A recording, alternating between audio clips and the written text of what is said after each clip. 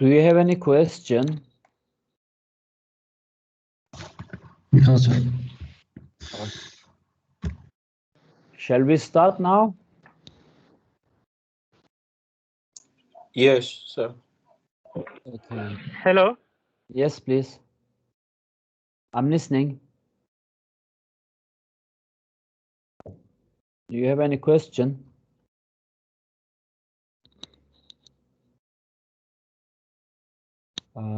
If you don't have any question, I'm going. I will start, okay?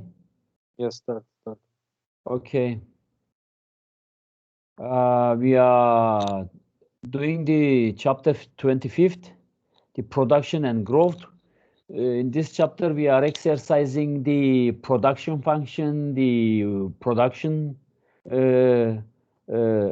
components, the used in the production operation process, and we are exercising the impact of the growth rate, the GDP, so-called, that we have exercised in the former chapters, the GDP, amount of the goods and services which is produced in a year, that is affecting and changing the economical impact and the welfare also, if it is reflected to the social economical aspect.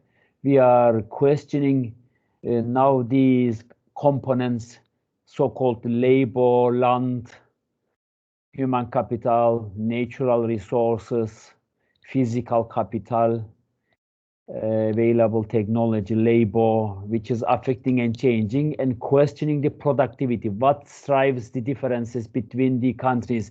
What is the problem that some countries developing faster and some not? We are questioning in this chapter. For sure, not very comprehensive, because you are in the second part of this book, and you are a freshman, and I will not bother you with too much calculations. I will give you some calculations, but mostly I will try to enlarge and analyze your knowledge in the macroeconomical aspect. Therefore, we are looking to find the question about the growth rate and living standards. What are the differences between the living standards and growth rate? What drives, as I said to you, and affects the growth rate, so-called the GDP growth rate? Why develop and increase in some countries more faster, or why it is lower in some countries? What is the impact of productivity from this aspect? Why does productivity matter for living standards, and what determines the productivity and its growth rates? Because per capita, per income, per person is sometimes very fairly distributed, equally distributed, and the impact to the welfare and the people's standards of living is affected and changed. And in some countries, it is not like this. We are questioning this in this chapter, and how can public policy affect growth and living standards? Governmental aspect is also a question in this aspect, and we are trying to understand this growth and production in this chapter. When we are looking to this picture and to this slide, you are understanding in some countries, such as United Kingdom, the so-called England, Germany, France, the developed nations are very high standards, are having very high standards. And when we are comparing to these standards of living to the other emerging economies, such as China, Brazil, India, Turkey, it is not similar, because the distribution of the capital, the GDP, is not fairly realized. The per capita, per person, per income is not fairly distributed. From this point of view, the wages, the minimum wage, and the welfare and income are not fairly distributed to the whole nation, and results of this, the welfare and standards of living, are not equally realized. As I have mentioned to you in the former chapters, in the former lectures, in Saudi Arabia, in some other countries where the GDP is high, but the standards of living very low. It is because of this problem, the distribution of the capital, or the equally distribution of the capital per person is not realized very well, and the king's family in Saudi Arabia holding most of the capital in their hands because of the oil sector is in their hands. And this is then the reason, or some in other nations in emerging economies, in China, for example, some producers, the higher owner of this capital, holding the whole capital in their hands, but they are not distributing. The wages, the minimum wages and the incomes are very low comparing to Germany, to France. In France, the minimum wage is around 1,500 euro, or in UK is around 15,000 or 2,000 somehow, the average, or the minimum, which is are around 800 euro in the global area, in the EU, European Union, and it is distributed to 2,000 or 1,500 euro per month. But when you are looking to the developing nations or to the less developing countries, the minimum wage is around 300 or 400. As you are observing in Cyprus also, it is so in Turkey, in Nigeria. When you are looking naira and divided it to the X rate, when you are comparing with the European areas, you will get half of it or less than $300, which is not acceptable. In China, for example, it is maximum $100 per month.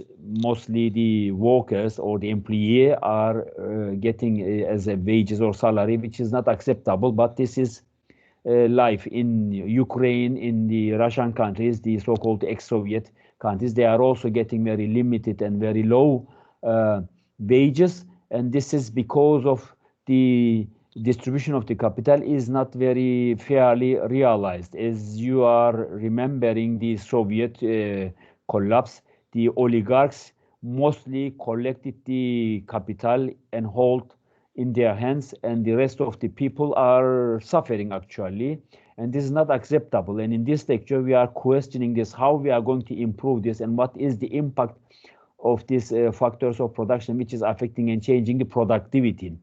What is the problem? Why in Germany some people getting 2,000 euro per month as an employee, as a workforce, as a worker, and why in China they are getting only $100, or in Turkey $300 or $400? These are the problems of the economy.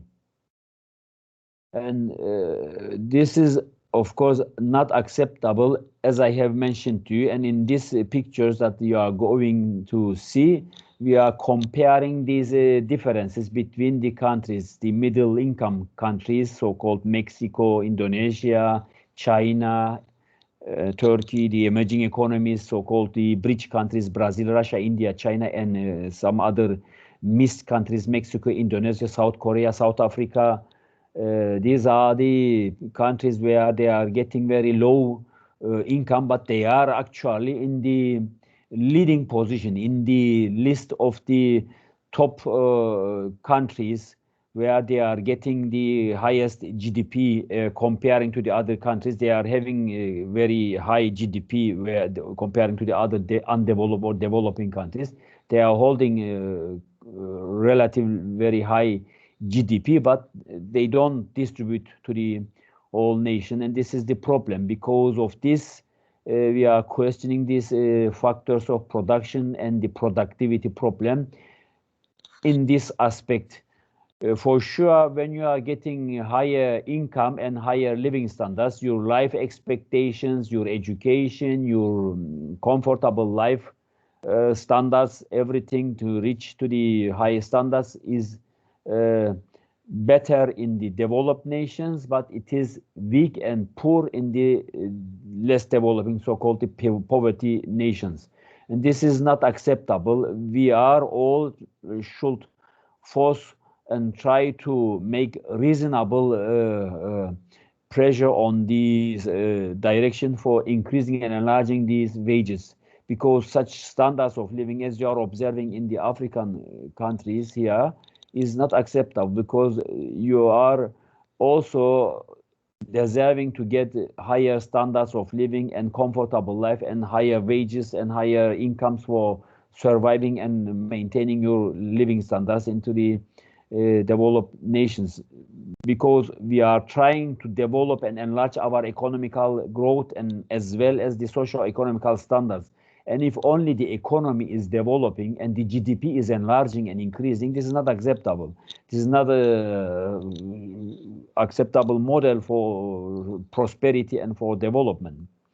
Development doesn't mean the GDP. As you are observing here, GDP per capita is at around $1,000 and the life expectation is 50 years and the adult literacy is around 46, which is not acceptable. And when you are looking to the developed nations, it is very high.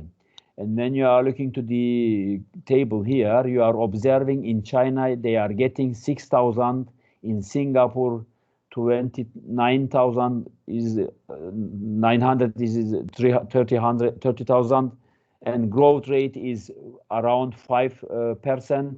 In China is also 6% almost.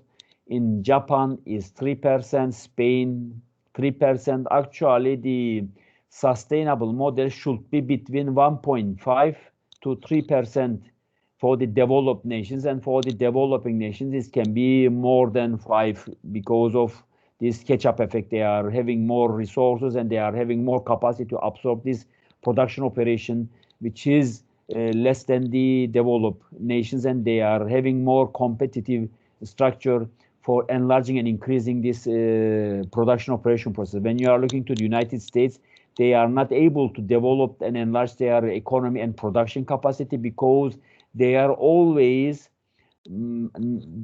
around the equilibrium. They are approaching and becoming to the equilibrium, and they can increase their production easily to enlarge and increase growth rate faster. But in the developing nations, they are low, very low, below the equilibrium, and they have these spaces for increasing and enlarging this capacity for this production. And due to this, when you are observing and seeing this GDP per capita and growth rate, you are understanding in the developed nations, the GDP growth rate is very sustainable. They are between 1.5 to 3%. And when you are looking to these emerging economies, China, Singapore, and some others, they are holding more than 5%, which is acceptable also because they are in the progress and they are developing their economies. And when you are looking to these Argentina, Philippines, they are having low growth rate and they are holding the GDP also high, a little bit comparing to the other less developing countries in Saudi Arabia as well as in Rwanda. When you are looking to these differences, these disparities coming from the distribution of the capital. In Rwanda, they are holding $1,333 per capita. But in Argentina, in Saudi Arabia, are holding 14,000, which is not bad. But the distribution to the nation is low. Therefore, between Saudi Arabia and Rwanda, the people's welfare is not so big differences. They are having the richness in their hands, the so-called the rich people, the king's family, or in Argentina, the people who are producer who are holding the capital in their hands, but most of the people are not such rich and are not getting this capital, which is not distributed fairly. And when you are looking the next slides, I have already mentioned to you the growth variation. It is written as I have mentioned to you. Income and growth around the world. When we are looking to the poor countries, as I mentioned to you, they are really very poor. They are in poverty. They are getting $2 per day, for example, or maybe $5 per day, or maximum $10 per day. Is poverty is not acceptable.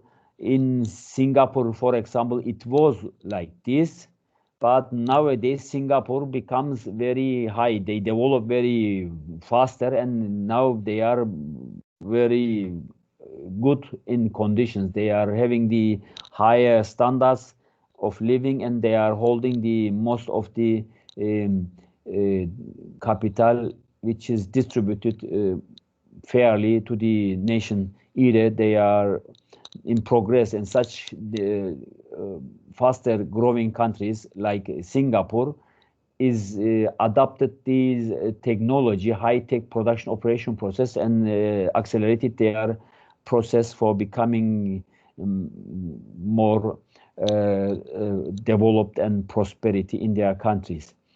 And when we are looking to the countries where they are having richness and they don't have this, they are in poverty, we have to ask the question why some countries rich and the others not. This is, as I said to you, comes from this productivity, and productivity mostly dependent to this high-tech production operation process, so-called the usage of the technology, the people's knowledge and know-how, and the education process, increasing and enlarging this in this direction. And this is then the important part of this class that we are questioning, because some countries growing quickly while others not, in poverty. And this is the trap, so-called, and we should learn to manage this poverty trap for enlarging and opening these difficulties, removing these difficulties, opening the door for development. But most of the politicians are not concentrating to the welfare. They are concentrating to the everyday life. They are concentrating to the current position and current situations, and they don't think and make long run process plan and projects.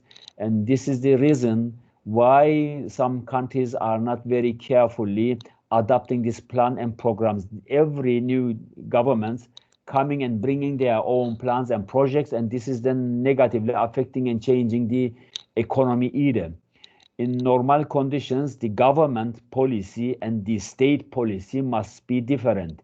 The state plan and program must be fixed and sustainable, and for the long run realized. And the government change and every governmental aspect shouldn't be reflected to the economy and to these state programs, because state plan and program should be done long run for maintaining the standards of living, for increasing the growth rate, for enlarging the economy.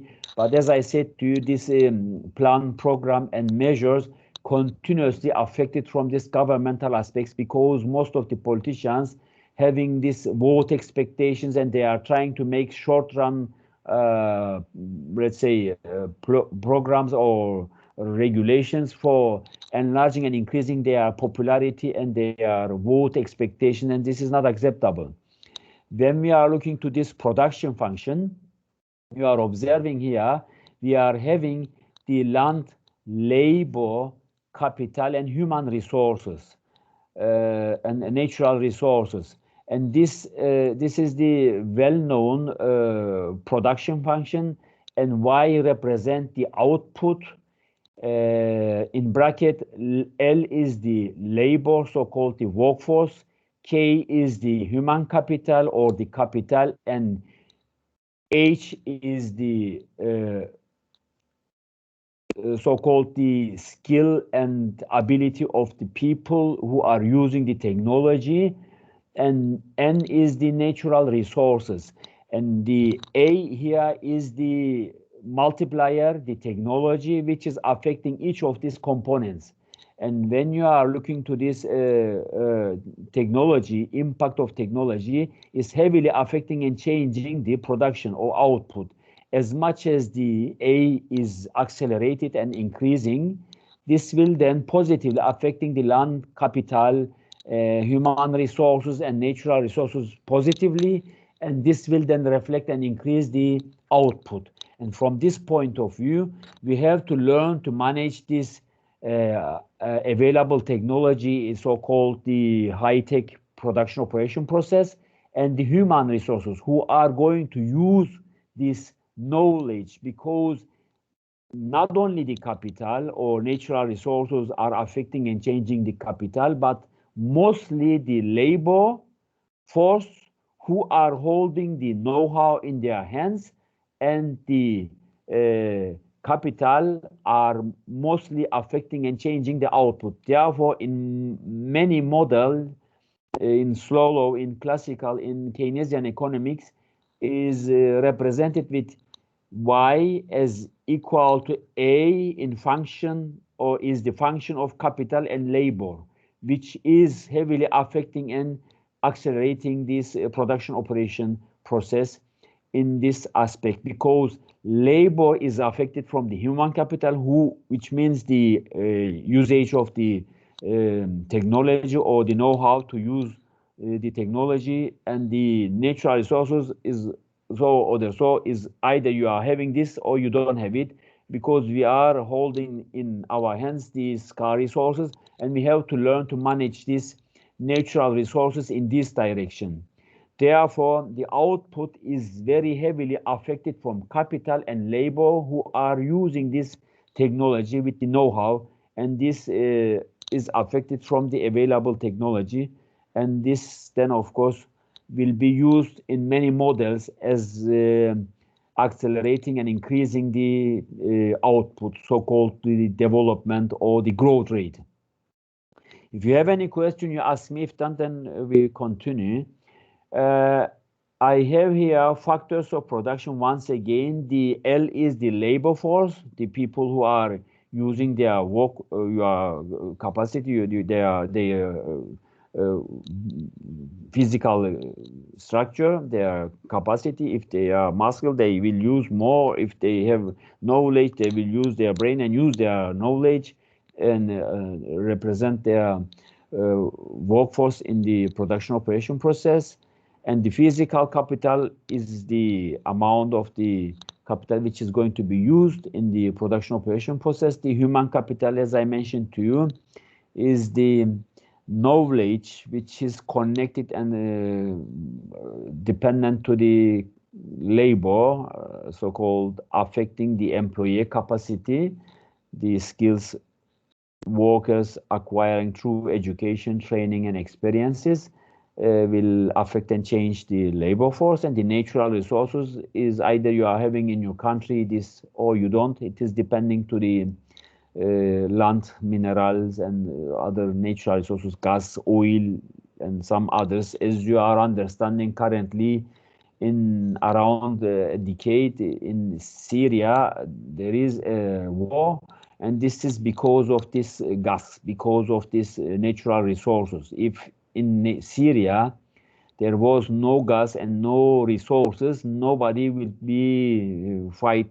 for this. But if you have something, natural resources, as gas, oil, and some other minerals, as in African countries, there is some very precious materials and resources, then developed nations will come there for extracting and distributing and using in their production operation process. And the technology or technological knowledge is affecting the society's understanding of the best way to produce goods and services. And this is then very important, because we are always trying to use our knowledge for fostering and for increasing our production operation process, in that way to accelerate the productivity. Because if one person produce 10 units a day and the other one produce 20 units, then the other one is probably holding the best technique to produce 20 units, or is faster because of the body, because of the usage of the labor and workforce is affecting and changing this amount, or simply it is very clever and use the faster technique for producing that much. This is how the productivity affecting and changing the economy. If two persons getting the same salary, then there is a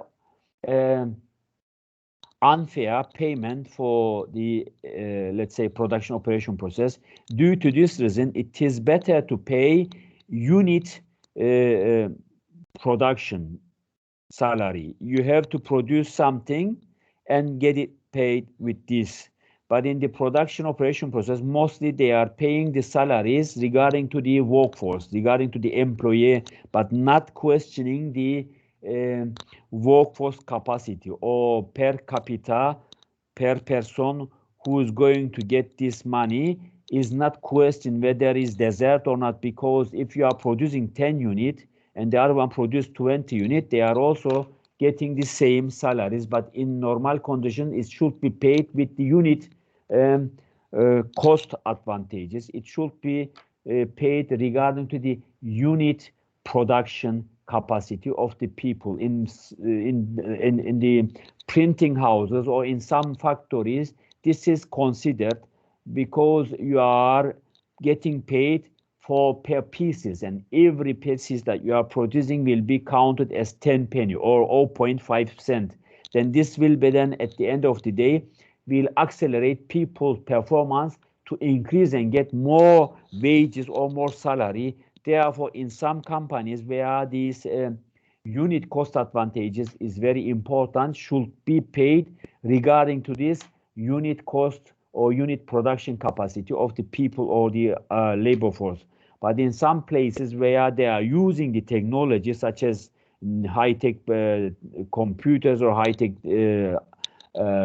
production process, then this can be ignored, because if people using the whole day the same technology because they are holding this knowledge, this education, then there is no problem to pay high or getting higher salary. But if some people who are in the ordinary process but they are only using their workforce, then this piecing, this unit cost advantage should be in question for paying people to accelerate their productivity. From this point of view, the productivity becomes important part of the production, as you are understanding, that we have mentioned also in the 10 principles. A country's standard of living depending on its ability to produce goods and services regarding to this productivity process, whether it is in the unit cost advantage or the knowledge, know-how, which is developed and accelerated currently because we are using all the technology. And if you don't able to use this technology, then of course this is not acceptable for becoming part of this system.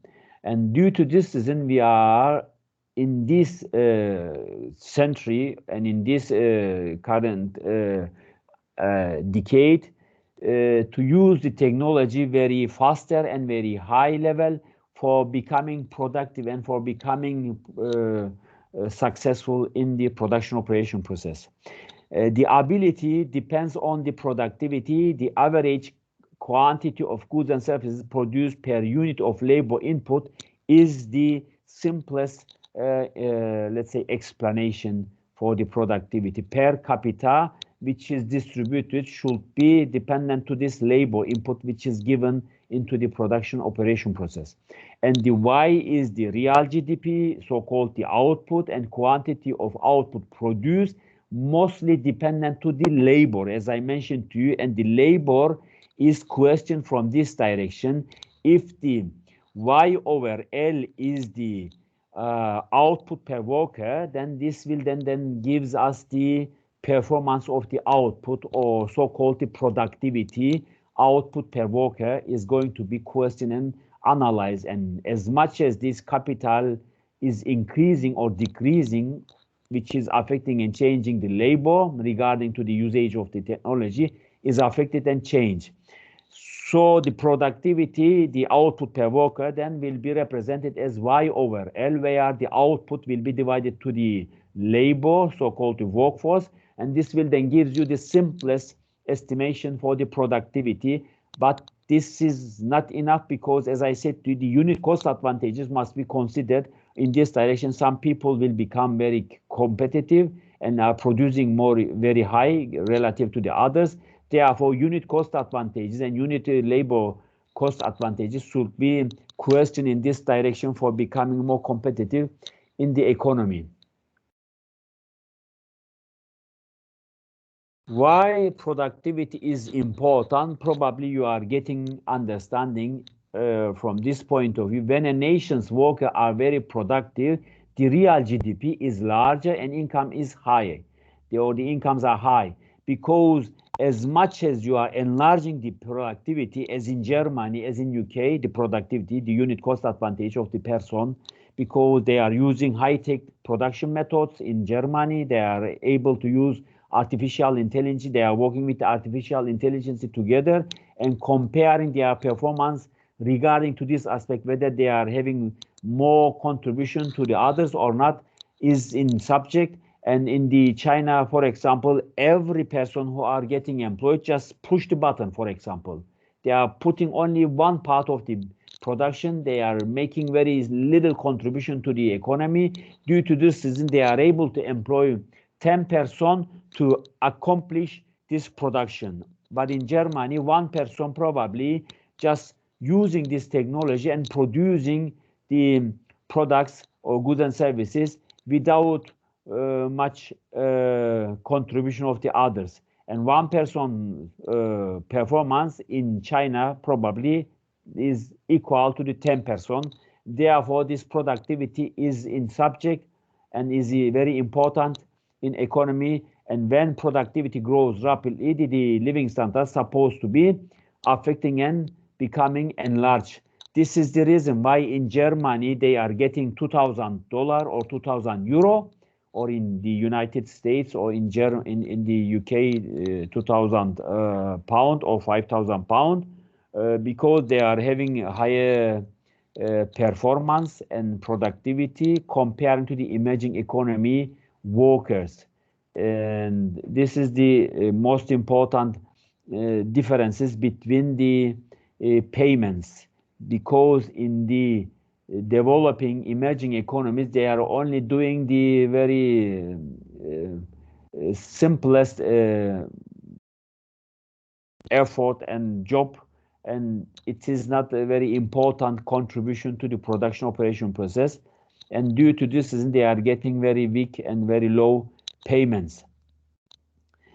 From this point of view, we have to ask what determines the productivity and what is affecting and changing the growth rate, so-called GDP growth rate, the real GDP growth rate. Since you are understanding difference between nominal GDP and real GDP, we are questioning from this point of view the real GDP growth rate, because we are trying to determine whether the production is developing and enlarging or just only the monetary enlargement is in this economy observed.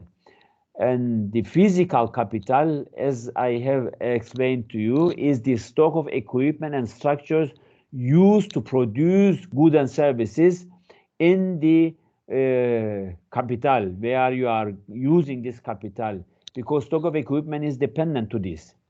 And the capital over labor is the capital per worker. As much as capital ratio increase and the labor is decreasing, you are understand the contribution of the capital to the production operation process is enlarged. Therefore, Q over L, so-called the capital labor impact or affection to the output, is enlarging and increasing. Productivity is higher when the average worker has more capital. As much as the capital labor ratio is enlarging because of this technological usage and the machinery and other high-tech equipment, will be then affecting and changing the per capital per worker per output will be enlarged. An increase in the capital ratio, labor ratio, causes an increase in the output labor ratio, as I mentioned to you, because they are getting more high-skilled and high technology-dependent knowledge in this production operation process.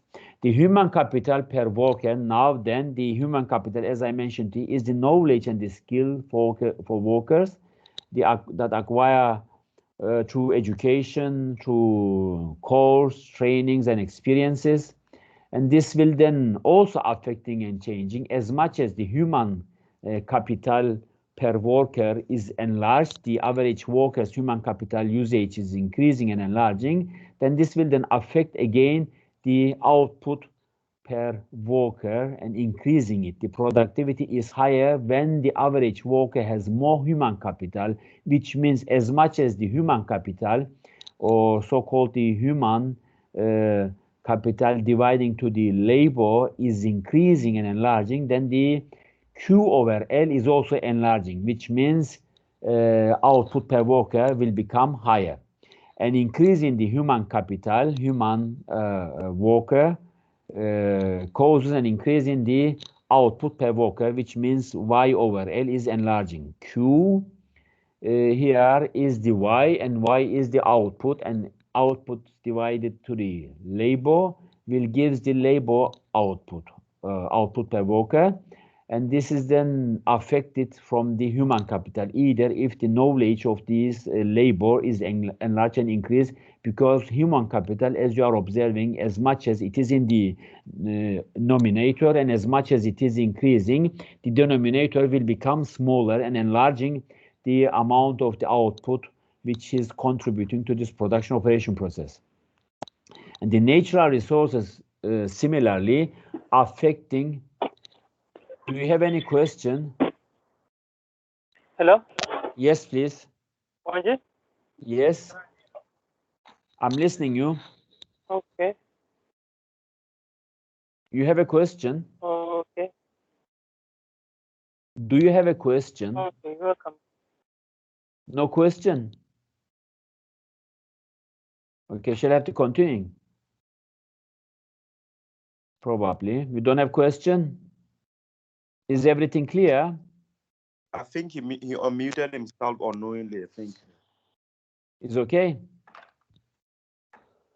Okay, natural resources per worker is also affecting, as I said to you. Since you are dividing N to the L, you are observing N is in the denominator, and denominator is the L now. And as much as you are increasing N, the output per worker is also enlarged, because N over L is affected and increased. And when this increased, then this is expecting to enlarge and increase per capita output per worker. And this is then realize an increase in natural resources dividing to labor, so-called the input to the production with the natural resources will be affected, because of mineral resources and everything will then increase the output per worker again. Some countries are rich because they have abundant natural resources, such as in Saudi Arabia or in other African countries or in other Middle East countries. They are holding some resources, some oil and gas in their hands, and this is then creating some competitive market structure. Unfortunately, they are not holding the necessary technology for extracting this oil from their land, and they are inviting the foreigners, the United States, the Russian companies, the Chevron, the Mobile, and the other companies for extracting this oil and gas. And results of this, they are having this herd in their country, because they are trying to share these resources and distributing and dividing between their countries and between their let's say wishes. And this is then the problem, which is not acceptable. When you are not owner of this oil, then you have to collaborate with these people, not fighting and not creating any herd and any war or unacceptable let's say sanctions against those countries for capturing these natural resources and transferring to your country. This is the problem in the world, because most of the countries who are holding this oil, unfortunately in African countries either, they are getting um,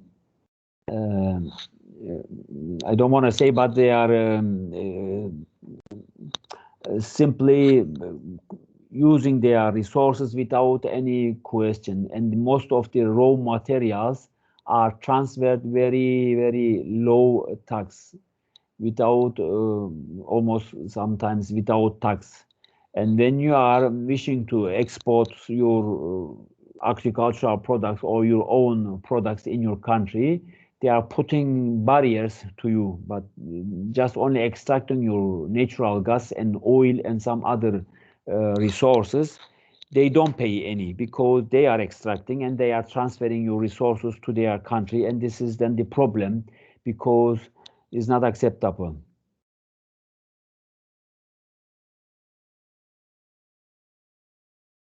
Technological knowledge, as you know, in Japan, they have very high-tech production operation applications, as in the United States, in the EU, some EU countries. And in most of the developing emerging economies, they are using the older technology. They are using the older version of these technologies, and mostly they are adopted from these developed nations, and this is not acceptable. The technological knowledge is the society's understanding of best way to produce goods and services. And since it is so, then it is important from this point of view to enlarge and increase our knowledge and our resources to accelerate our high-tech technology and high-tech production process without depending to the developed nations. If you are dependent to the developed nations for transferring and importing this technology to your country, then you are not able also to compete with these countries, because they are have always in research and innovation are very high. They are having very good money for supporting these researchers, and scientists are getting very good money and financial assistantship for this research, and they are developing their technology very faster. And since it is so, then most of the developing nations, the emerging economies, are not able to develop their technology and become competitive and increase their challenging power from this aspect.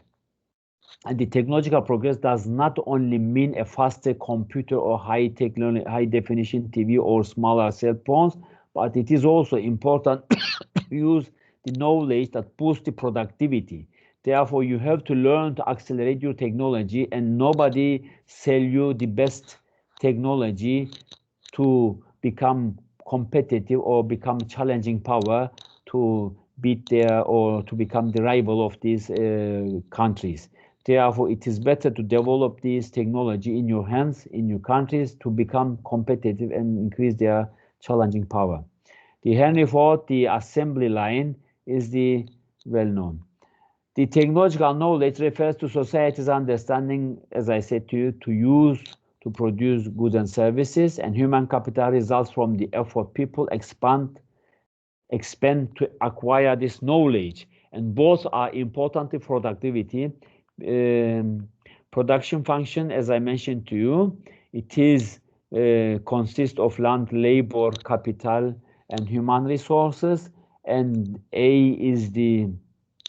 F is the function of this model, and A is the level of technology or the available technology which is going to be used for this production operation process.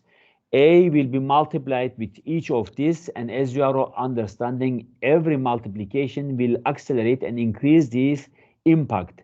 If A is multiplied with labor, which means the available technology, if it is combined with this labor, will be then accelerate as much as the amount of A. A is, if it is A5, or so-called the impact of A is 5, then when you are multiplying A with L, then A will become 5 times better. L then becomes 5 times better than the former L, and K similarly multiplied with 5 then becomes 5 times better. And human resources, again, because of this usage from the technology, is affected. And similarly, natural, so everything is similarly affected. As you are understanding in the car industry, in the automobile industry, the compressor injection technology is reducing the usage of this oil.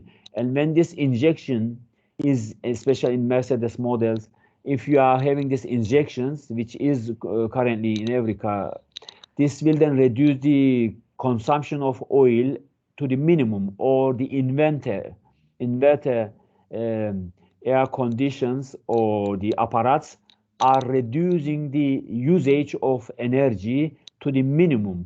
Therefore, this kind of technological improvements will reduce the natural resources consumption to the low level and enlarge its consumption capacity to the other distributors, to the other users.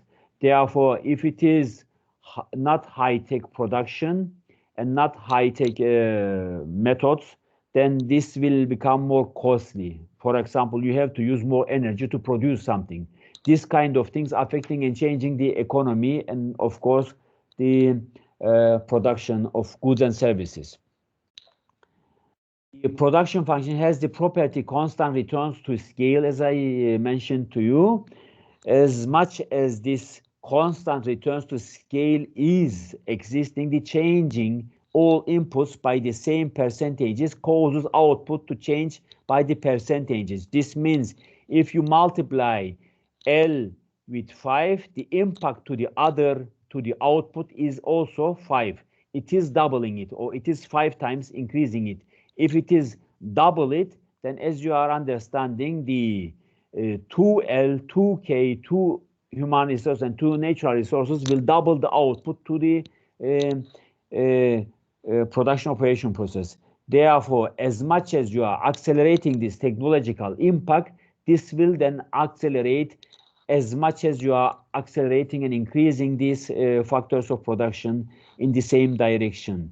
Increasing all outputs, for example, 10%, multiplying by each 1.1, causing output to increase by 10%, which is normally expected as 10% increase on the production operation process. As observing here, as much as you are multiplying the output with 10%, capital with 10%, human resources 10%, and natural resources 10%, so-called the A is 10% increased, affecting the labor, capital, human resources, and natural resources similarly, and this will then reflect it and affecting the output, so-called the Y, 10%, and the impact to the total output of this increase is similar. If you multiply each by 1 over L, then the output is multiplied by 1 over L, which means you are having here 0 impacted for the labor because you are using this available technology, and the impact to the economy is then becomes output per worker is affected from the capital over labor, human resources over labor, and natural resources over labor, which I mentioned to you. As much as you are increasing either capital or human resources or natural resources, will affecting the output per worker similarly and changing it at the end of the day. And this equation shows that the productivity output per worker depends on the level of technology, which I have mentioned to you. And as much as you are increasing this A, so-called the available technology, the physical capital per worker will be affected. Human capital per worker and natural resources per worker is affected and change and increase the economical performance, which is the productivity increase at the end of the day for the output, for the produced goods and services. Which of the following policies do you think will be most effective at boosting the output and living standards in poor countries over the long run is given to you as a question. You can discuss this and send me again homework. This is not the assignment. If you are doing this assignment, these homeworks, I will contribute to you at the end of the semester sufficiently, because these are the homeworks And I have also 2 assignments, which is 20 points. And every homework that I am going to give you, if you are doing and sending to me as an email, then I will add you as a contribution to 1% increasing of your grades. Therefore, if you wish to do this, you can do it during the lectures that we are doing. And offering tax incentive for local firm investments, you are giving some domestic, some tax reduction to the investors in the domestic market. Is good or not in the long run? Tax incentives for foreign firms as an investment or investors, foreigners tax incentives, whether it is good or not. Of course, all are good, but which one is the most contributive? It is depending probably the country's performance. When you are reducing the domestic producers tax, this will positively reflect it to you because they are enjoying to produce more, because when you are holding some 10% tax for the produced goods and services and you are reducing it to 5%, this will be then become higher profit to the producers, to the domestic producers, and this will then accelerate their capital and probably the production operation process. Or when you are reducing the tax incentives for the foreign firms, for example, you are making 0 tax for their FDI investment, for their foreign direct investments to your country, this will then accelerate the capital income to your country. Therefore, this is also good for you because you will accelerate the income and the resource transfer to your country. And giving cash payments for good education is also good because you can support some educations with cash payments, with some subsidies or subventions, which is also good because you are enlarging and increasing the education level in your country. The measurements to the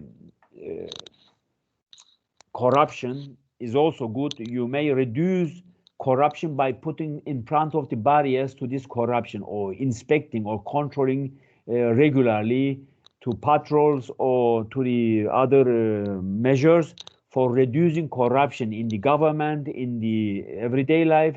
These corruptions will also contribute to the market because, you know, the black market is also not good for the economy because they are not subjected to the taxes.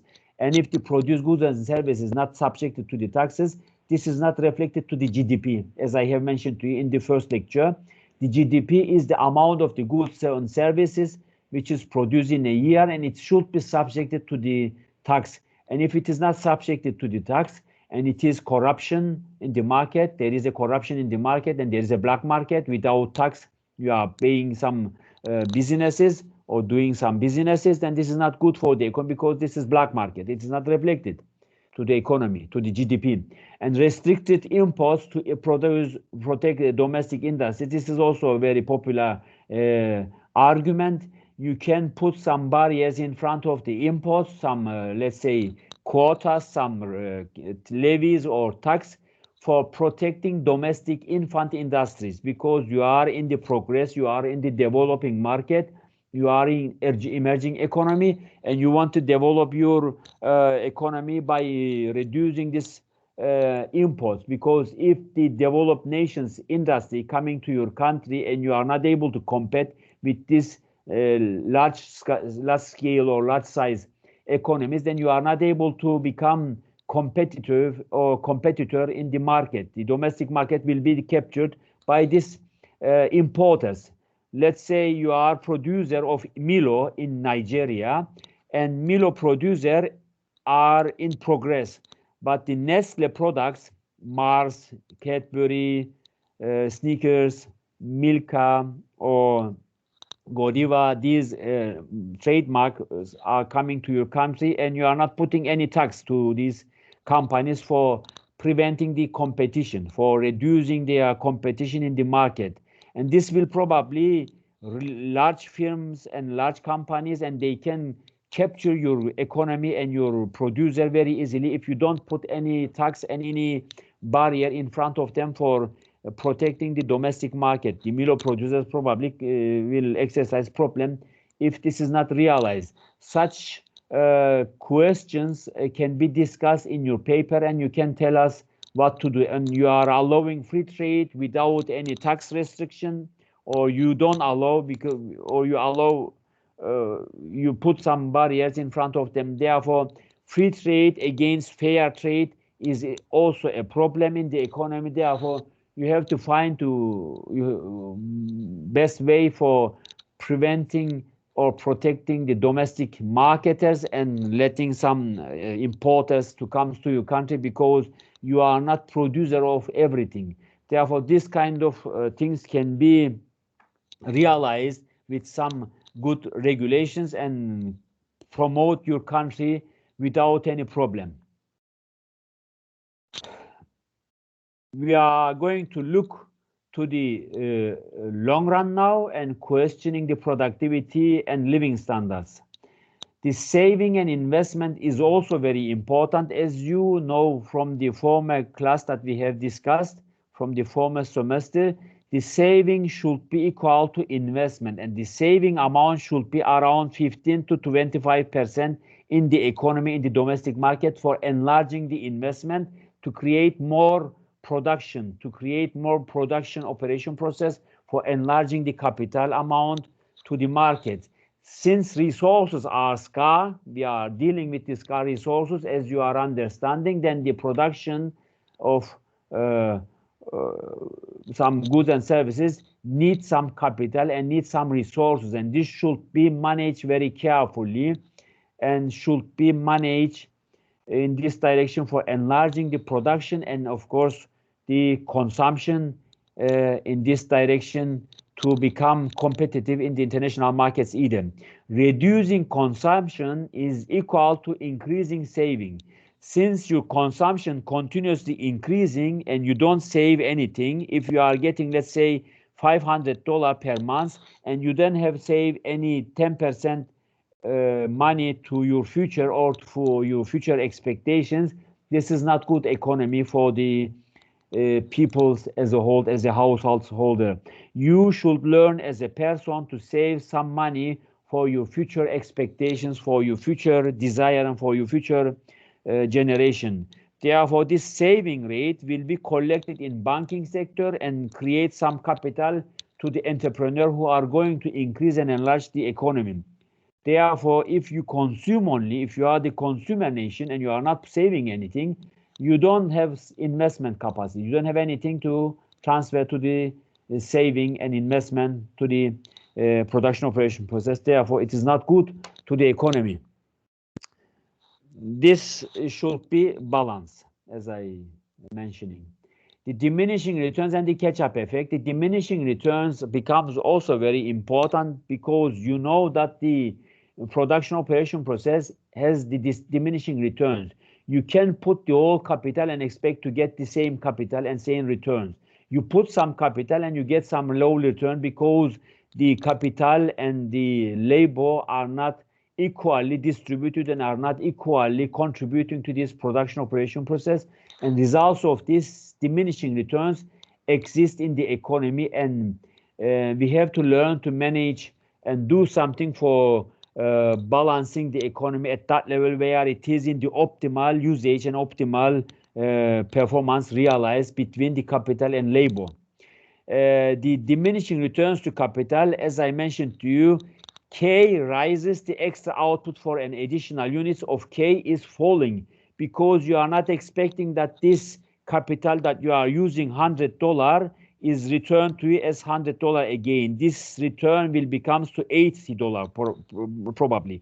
Or the labor, you are using 100 people and they are delivering to you 1,000 units, but the next 100 let's say labor which is going to join to the production operation process may deliver 800 to the production operation process. Therefore, at the end of the day, the second labor which is joining to the production operation process will only contribute 800, and the third one will contribute 500. But in performance, when you are looking, 1,000 plus 800 plus 500 will make 2,300, which is in general is increasing and enlarging the production operation process, but it is in decreasing level of production operation process realized because the performance of the people or the employee is not same.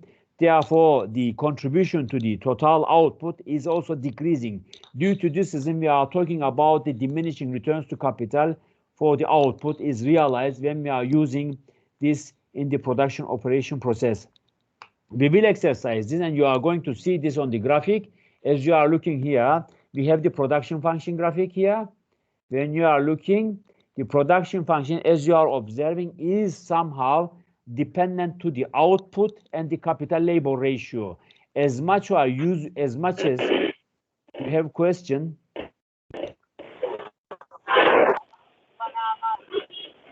Do you have question? If you have question, because I am talking too much, you are not asking me anything. When you are looking to this production function, you are observing this is a belly shape figure. It is inverse belly shape. It goes to the maximum and then will goes to the negative. Vasva, Gabriel, David. Do you have question? Gabriel, do you have question? No, I don't. Okay, I then don't. let's go. You are enjoying to listen? You are listening? Yes, I am. Okay. When you are looking to this capital labor ratio on the x-axis, on the horizontal axis, and on the vertical axis, where the output per worker is illustrated, we are observing that this is the contribution of the capital labor is very high comparing to the second. You see, the first one, look here, the first one, the green arrow where it is illustrated, the capital labor ratio is same to the red one, but the contribution on the vertical axis is low.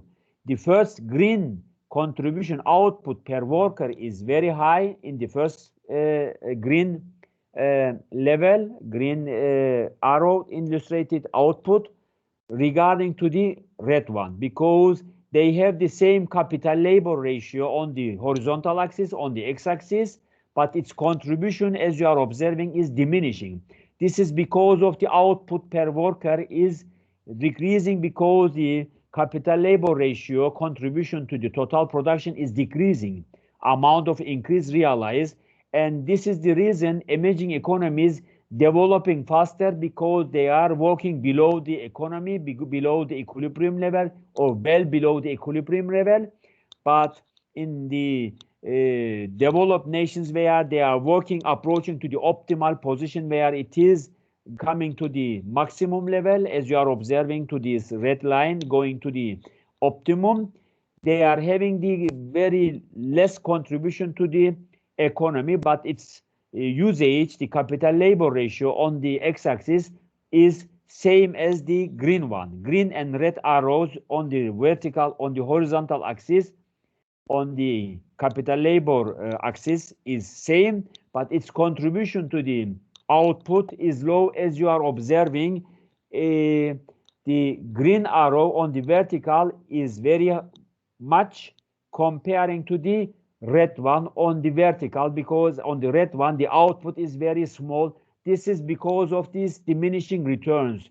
The contribution to the capital labor to the output is decreasing, amount of increase realized. And as you observe, when you are drawing this graphic, it is a belly shape, inverse U shape. It is going to the maximum and then turn to the negative.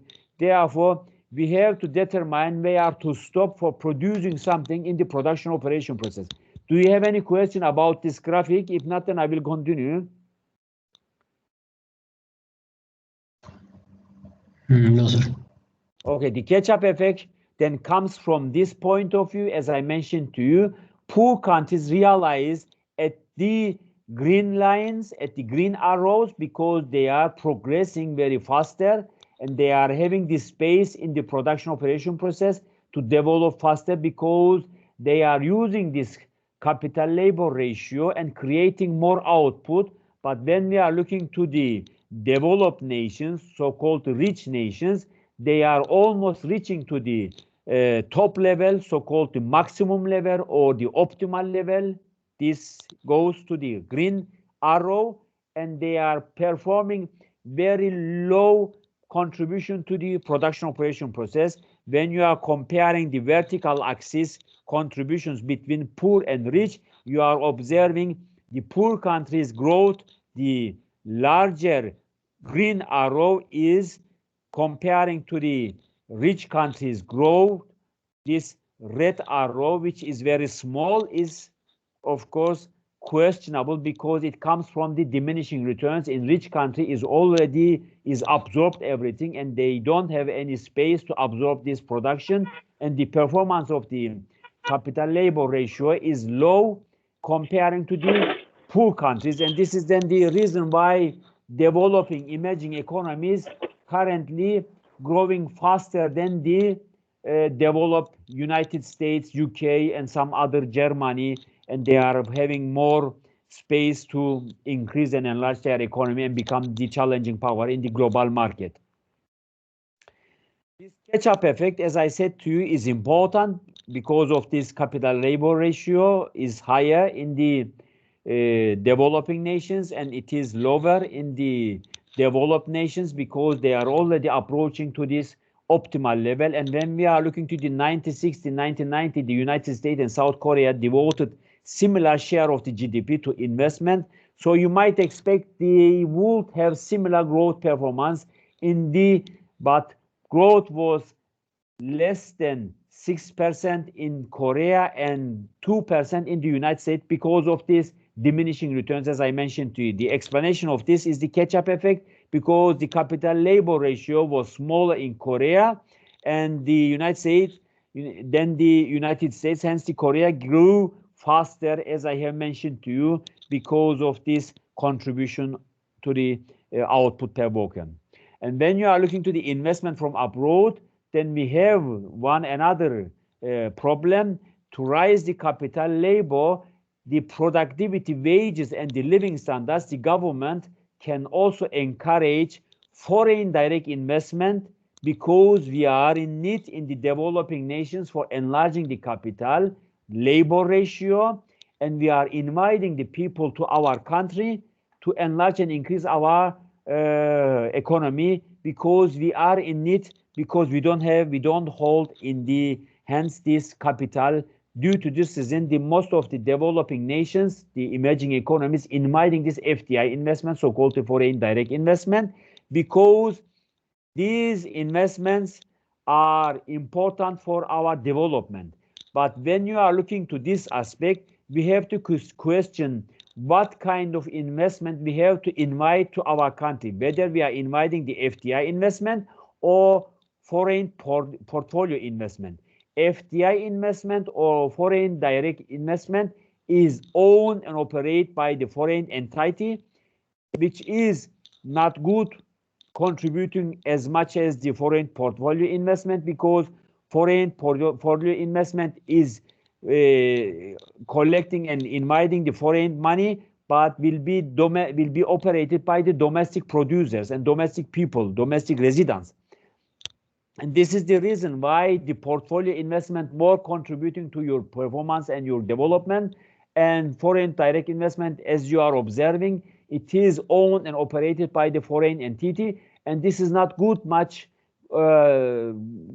contributing to your development. But at the end of the day, so investment is investment and contributing to your country's development. At the end of the day, if you want to develop with the foreign currency and foreign capital, you have to invite and use this portfolio investment where it is more contributing to your development. And you can use also foreign direct investment, which is owned and operated by the foreigners, but it is also contributing to your development. So investment is good for the development and for the economic growth to the country as a whole. Some of the returns from this investment flow back to the foreign countries that supplied the funds. As I mentioned to you, it is important, the investment, either foreign portfolio investment or foreign direct investment, they are all contributing to your country, but foreign portfolio investment is better contributing because it is owned by the foreign currency, foreign capital, but it is realized and performed with the domestic people and domestic residents. And this is more contributing because you can easily catch up and cheat the technology. You can develop the infrastructure because you are joining to this production operation process. It is good for the economy. As I mentioned to you, investment in any case is good for the poor countries.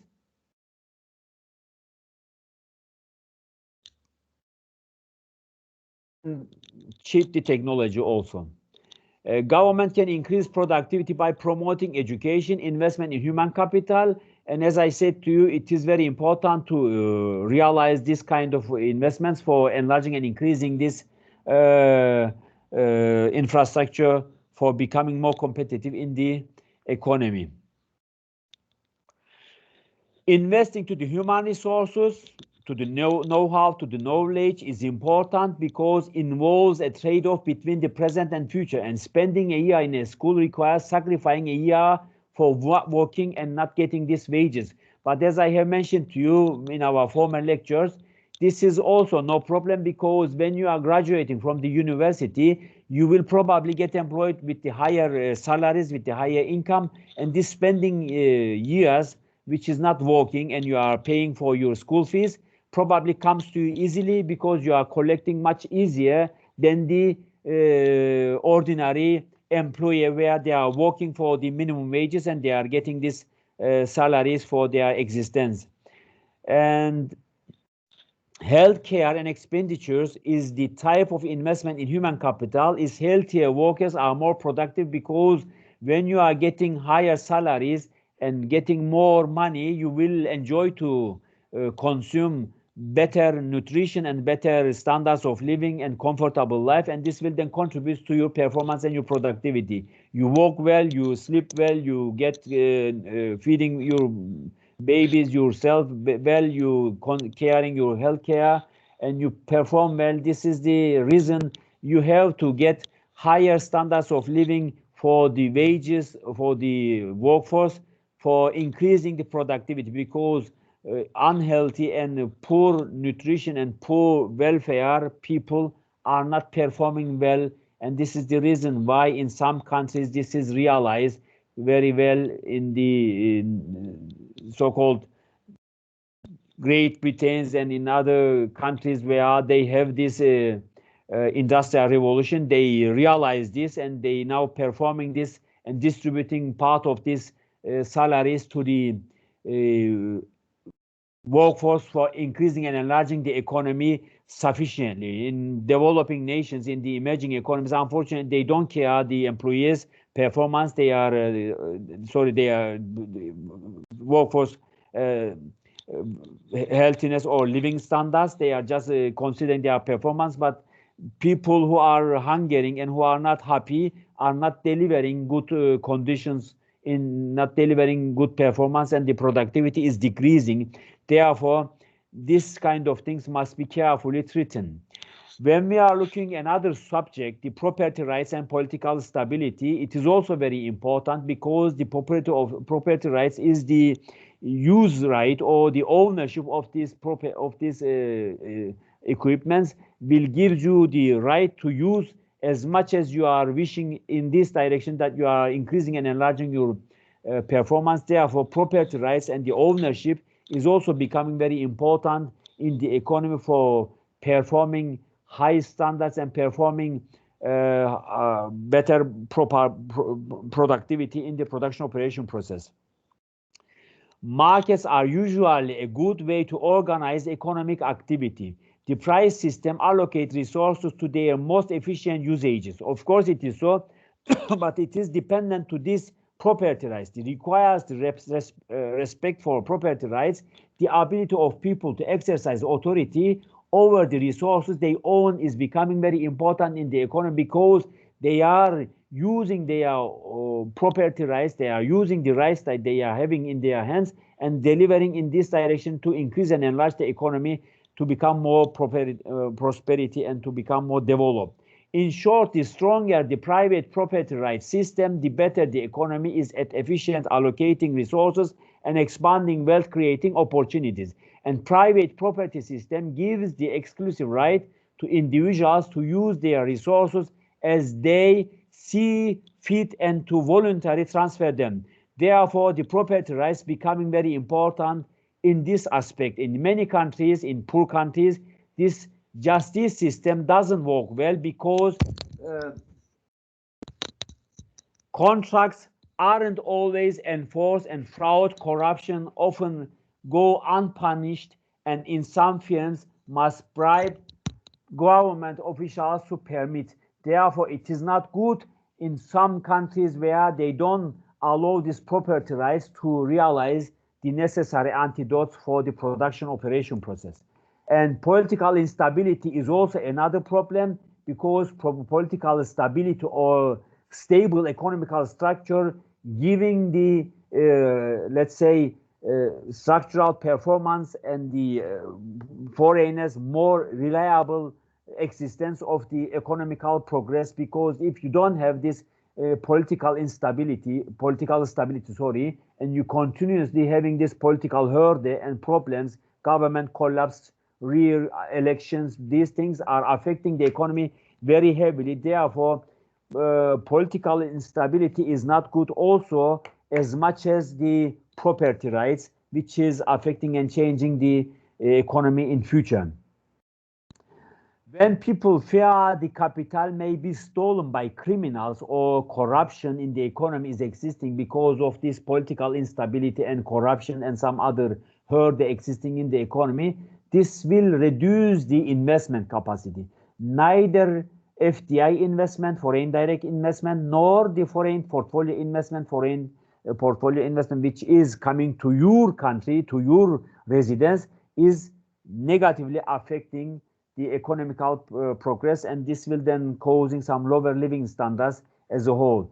Therefore, economical stability and political stability affecting and changing the economy in this direction for performing well, to increase and enlarge the economy in this direction for inviting the FDI investment, FPI investment, foreign portfolio investment, for enlarging the economic progress, because most of the developing nations exercising resource problem, exercising capital problem, and they are having weak stability in their economical progress.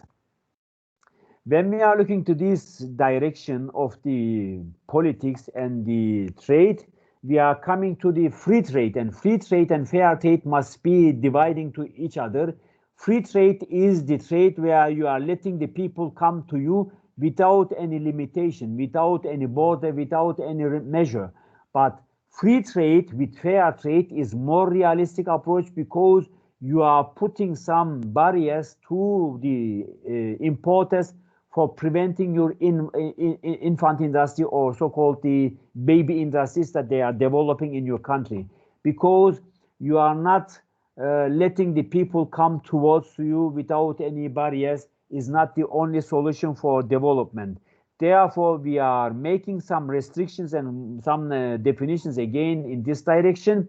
Inward-oriented policies usually means tariffs, limits on investment from abroad aim to raise the living standards by avoiding interaction with other countries, which is not acceptable.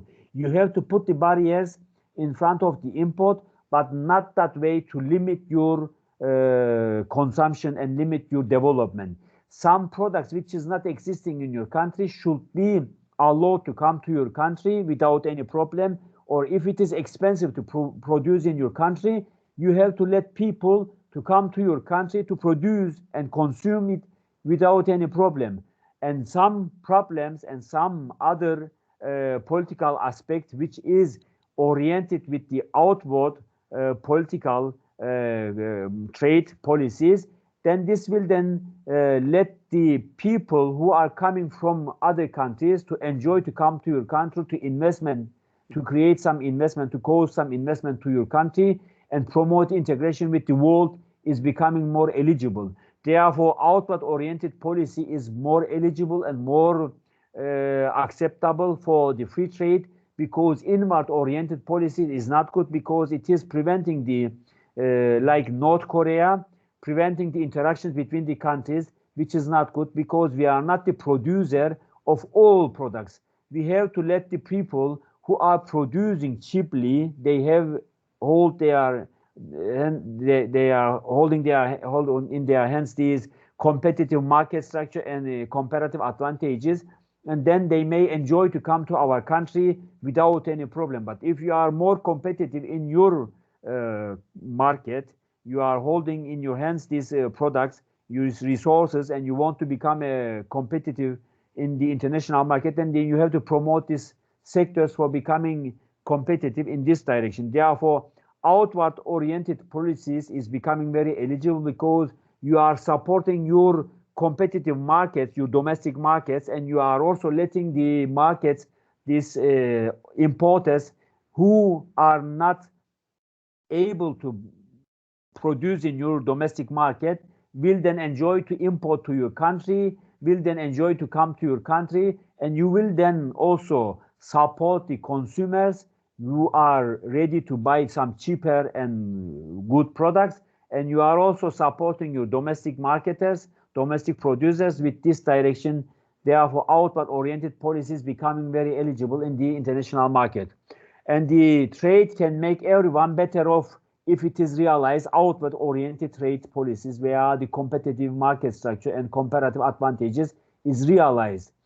Trade has similar effects as discovering new technologies. It improves productivity and living standards, as I mentioned to you, and countries with inward-oriented policies have generally failed to create growth because it is limiting the development. And Argentina during the 20th century is realized this, and it is also exercising problems. And countries with outward-oriented policies have often successfully realized their development, because they are letting these imported goods and services who are coming from abroad to enjoy to access to the market, and you are also supporting your domestic market without any problem with the competitive resources and challenging power in the domestic market will become then competitive in the international market either, because win-win policy in the trade is always secured, and you don't expect to create trade relations just on the advantage of your domestic producers. You have to get something to give something.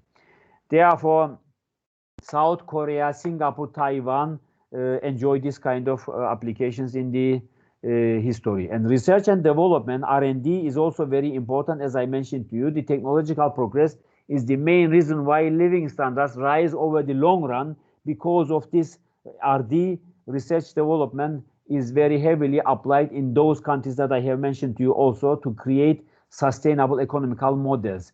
One reason is that the knowledge is public goods and ideas can be shared freely, increasing the productivity of many. And policies to promote technological progress is the patent law and tax incentives or direct support for private sectors. R&D can be given, and grants for basic research and at universities can be collaborating. And this kind of approaches may affect the living standards in three different ways. The stretching the natural resources is the important, because 200 years ago, Malthus argued that the population growth will strain the society's ability to provide for itself, because it is supposed that the population growth sometimes may cause negative impact to the economy, which is partly correct, because we have to manage the population growth and the GDP growth parallelly, because if the population growth is more than the GDP growth, is not good for the economy, because then it causes some scarcity, it causes some problem to the economy. But on the other side, as much as the population growth is increasing and enlarging, this will then contributing to the economy, because population growth has also meant the education and enlargement of the know-how in the economy. And since then, the world population has increased sixfold regarding to the 200 years ago Malthus approach. If the Malthus was right, living standards would have fallen, which is risen in the agenda when you are looking to the back to the history. And Malthus failed to account the technological progress and the productivity growth, which is supported by this population, where they are having this know-how and their living standards enlarging and increasing the economy as well. And the population growth is also reduce the capital stock, because bigger population, higher workforce, and lower capital labor ratio is accepted lower productivity and living standards.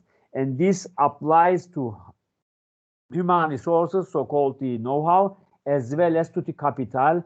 Fastest growing to the growth is realized more children, greater strain, and the educational system is supposed to be supporting and increasing this, which is the another story. And countries with faster population growth tends to have lower education attainment. Therefore, this is then negatively affecting the labor force and impact the capital. Vice versa is also supposed to be affected. More labor reduce the impact of capital, or capital is supposed to be less, is affecting the labor force negatively and increasing. Therefore, this is not good.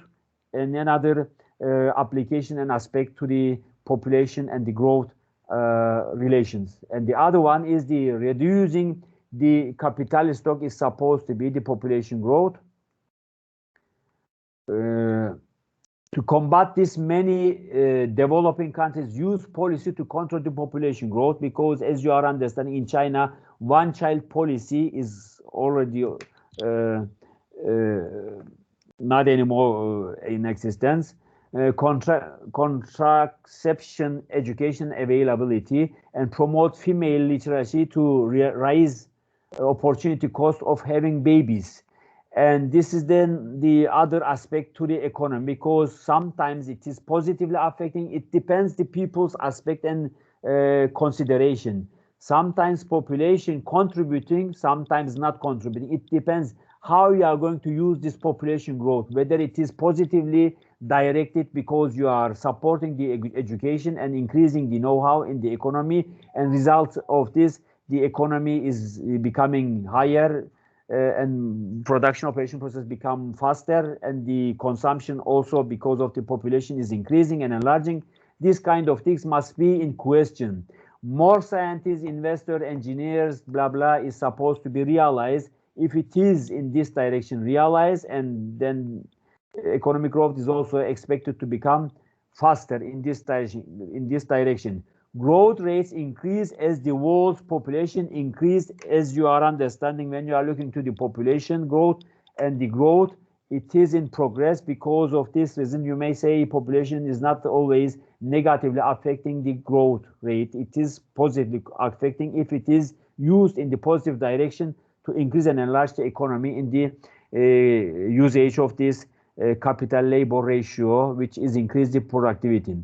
More populated regions grew faster than the less populated because of this capital labor ratio, as I said to you, should be applied to this knowledge and know-how for increasing and enlarging this in the economy. The productivity, when we are questioning the policies that attempt to raise the living standard by increasing one of the determinants of the productivity, then the capital labor ratio is affecting positively if capital is increasing and enlarging the worker. Human labor ratio is affecting and changing the per output worker, again positively, and natural resources labor ratio is also affecting the output per worker also in positively if it is increased and enlarged in the positive direction. And available technology is also affecting and changing the economy in this direction positively. Policies to boost productivity is in question. Then the encouraging saving and investment to raise the capital labor ratio is expected. You should enlarge the saving to increase this investment. Therefore, investment increase the capital, and capital enlargement increase the capital labor ratio, and capital labor ratio enlargement is increasing the output per worker. Therefore, these are all connected each other, and it is the multiplier effect to each other. Encouraging investment from abroad to raise the capital labor ratio is also possible, is affecting similarly and changing the output per worker. And provide the public education to raise the human resource to the capital, which is affecting and changing the output per worker, because as much as you are enlarging the knowledge of the people, their usage of the technology will become enlarged, and this will then affect and change the output per worker in this direction. And patent laws and grants are also increasing and enlarging the available technology and controlling population growth to raise the capital labor ratio is in the direction and is also affecting and changing the economy. Are natural resources a limit to growth? Of course, we have to ask this question because we are dealing with the scarce resources in the economy, and we have to question this very carefully. Some argue that the population growth is depleting, reducing the Earth's non-renewable resources, and thus will limit growth in living standards, which is acceptable because we are dealing in the economy with the scarce resources, but technological progress often yield way to avoid these limits. As I mentioned, if you are using inverter air conditions, this will reduce the usage of the energy, and this will then increase the capacity of this gas or natural gas, which is good for the economy. Therefore, high-tech progress in the technology will always contributing to this resources, and usage of the resources will become more when you are using this high-tech in the production operation process. The hybrid cars use less gas, as I mentioned to you, better isolation in home, reduce the energy or the inverter clima or air conditions or injections in the car industry. You may reduce the energy consumption. You may reduce the energy and consume some more limited energy for the former technologies. As a resource becomes scarcer, it makes price rises, which increase the incentive to conserve it and develop alternatives. Therefore, the hydraulic system, solar system are becoming very important in our agenda, in our production operation process, and this is then replaced because coal energy are very dangerous and damaging the environmental production. These carbon emissions, is not good for the economy. From this point of view, we have to learn to manage these new technologies and new energy systems, which is more sustainable than the coal energy and the other energy, and which is damaging our environment, our planet. We have to learn to manage these things for creating more sustainable production operation process. In the long run, as a conclusion, living standards are determined by the productivity. Policies that affect the determinants of productivity will therefore affect the next generation's living standards. One of these determinants is saving and investment, and in the next chapter we will learn how saving and investments are determined and how policies can affect these. Therefore, when we are going to summarize the chapter, once again, I will go quickly faster to finish this and then set you free.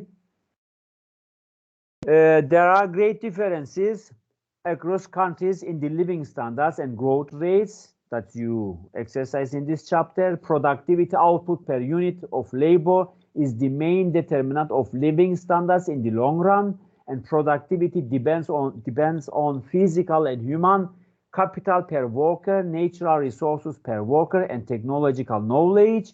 And growth in these factors, especially technological progress, causes growth in the living standards over the long run, and the policies can affect the following, of which has important for the growth: saving and investment, international trade, education, health and nutrition, property rights and political stability, research and development, and population growth. And because of diminishing returns to capital, growth from investment eventually slow down, and poor countries may catch up to rich countries. Therefore, when we are looking to the real GDP per person, the quantity of goods and services available for the averages and the individuals in the economy, growth rate, annual percentage change in output and productivity is the quantity of goods and services produced from each unit of labor, and input factors of production supposed to be the inputs used in the production, such as labor, capital, natural resources, and available technology, and the human capital. And then resources can be as the labor force, as I mentioned to you, is the workforce, and the physical capital is the stock of equipment which is used in the production operation process, and the human capital is the knowledge and skill, and the natural resources is the resources such as gas, oil, iron, copper, and some other resources which is used in the production operation process. And these are the production function factors which is affecting and changing the economy.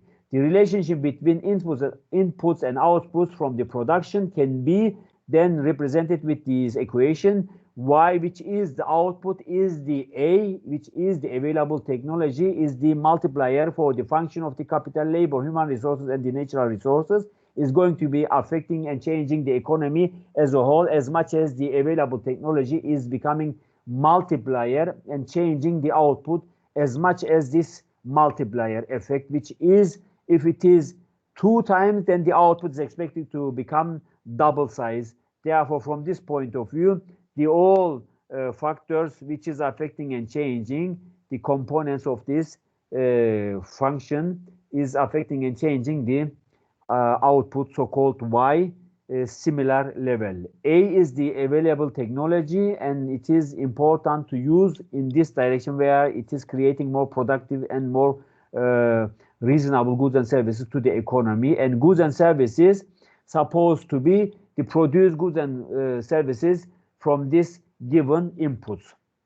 The constant returns to scale is the production process where doubling all of the inputs and doubles the output, and diminishing returns when the incremental increase in output decline as equally, and increments of an input are added to the production, and catch-up effect, the property that poorer countries tend to grow more than rapidly than richer countries.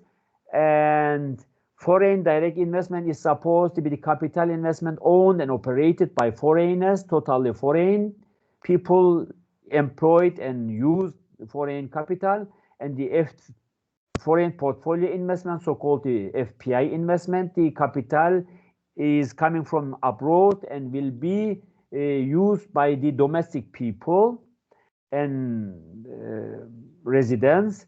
Externalities, when the actions of any person affect the well-being of any bystanders, and the property rights, the ability of people to exercise control over their resources, so-called the ownership. And the infant industry argument is restricting the international trade to protect fledgling domestic industry from foreign competition, which is necessary antidote. Fair and free trade is necessary for limiting the imported goods access to the market, because baby industry or infant industry always needs some protection regarding to the developed nations production operation process. And inward-oriented policies is not good, as I mentioned to you. It is only restricting the domestic market and letting the outsider not coming towards to your country. And outward-oriented policy is the better application, which is letting the people coming towards to your country. This was this lecture for today. If you have any question, you may mail to me, or if you want to follow this video once again, you may check this Ergin Fikri Akalpler or Ergin Akalpler in the YouTube. I am uploading regularly these videos because some people wish to refresh these videos and read and see once again for being able to understand what is going on, because I am talking too much, and reading is better when you are stop sometimes to understand what's meaning of this. Will help you to follow these videos on YouTube either. And also book is also available for your learning process. Do you have any question?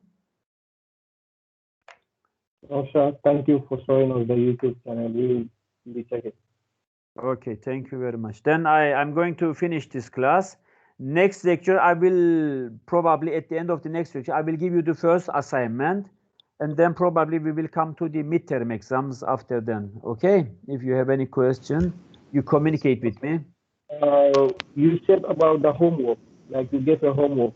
You should, Yes, the about, homeworks you can send me anytime, then I will consider it. Write me that you sent me your homeworks, then I will consider it, no problem. Or you may I, upload it to the system. can we see Yes. the homework, like the one you gave, the one you saw is the one, right? There is 2 weeks due time. You do it and send it to me via email. Yes, I mean, can you remind us what the homework is all about? What is about? Yeah, we should explain about what. Can you go to slide number 22? I think it is there. Okay, shall I have to go back? Okay. It was asking to you, what is the restrictions? What kind of measures shall we do for promoting our domestic market? Shall we put some sanctions in front of the free trade or fair trade? You can write this instead of these slides. I can tell you orally. You can discuss free but fair trade. What is the difference between free and fair trade, and how to promote domestic market, how to promote international market, what to do? Shall we put some barriers in front of the importers, or shall we develop our bilateral trade relations to get some more profit, because we don't produce everything in our country? You are understanding? Therefore, you should concentrate these things in your paper. Did you get it? No, sir. No, sir, you're too fast. You are too fast, so we are unable Okay. Shall I have? You say this is what is free trade, and like what's the difference between free trade? I am telling you once again, free trade versus fair trade. Free trade versus fair trade. Are you able to dictate? Write it down? Yes, sir. Yes, yes, sir. Yes, then you discuss this, and talk about international trade, domestic trade. International trade, domestic trade. Which one is affecting your economy? Shall we put some barriers? We need some barriers to import. Shall we put some barriers to import to develop our economy or not? Do we produce everything? Do we are the producer of everything or not? What to do to enlarge and increase our economy? Okay, so you said international trade and domestic trade, right? Yes, yes. Okay, which one can we use, like to promote? You write in Word document and send it to me. Write in the Word document. You can upload to the system, or you can send me email. Okay, do you mean the restrictions we think is the best? We can promote domestic trade, right? Yes, yes. Domestic is internal market. Okay, thank you. Okay. I'm going to find this slides and tell you also.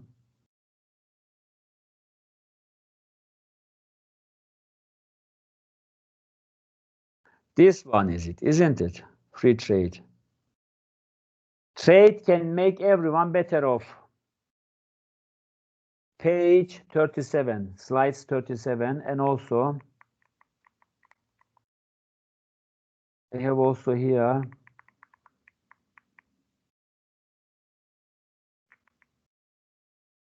I will tell you these slides also.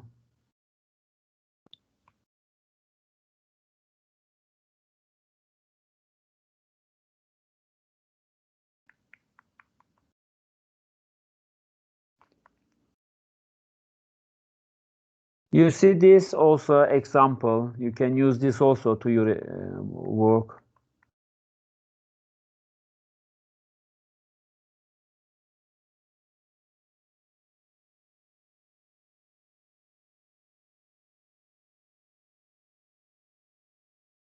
This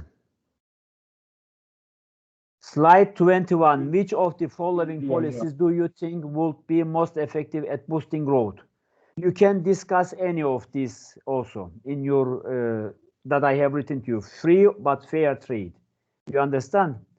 You can use these slides also to answer each of them, which one is better for you.